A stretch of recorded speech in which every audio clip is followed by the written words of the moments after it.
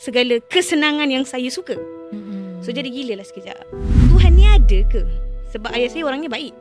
Kenapa tiba-tiba dia diuji macam ni? Dia suka sedekah, dia suka buat macam-macam. Tapi kenapa rezeki dia ditarik? Sampai saya tengah sembahyang pun abang saya paksa saya sembahyang kan. Sembahyang tu dalam keadaan aku nak sembahyang nak menghadap apa yang tak ada apa-apa yang kita nak sembah. So saya rasa macam nothing. Aku minta pun dah tak boleh nak tolong. Sampai satu fasa saya berada di rukuk dengan nak masuk sujud rakaat kedua waktu asar. Tiba-tiba saya tengah sujud tu ada macam rasa satu selimut yang berada atas telekung. Saya bangun, saya menangis. Setiap hari saya bertanya, kenapa ayah saya? So pintu rezeki bila dia tarik, serta-merta saya lost segala kesenangan yang saya suka.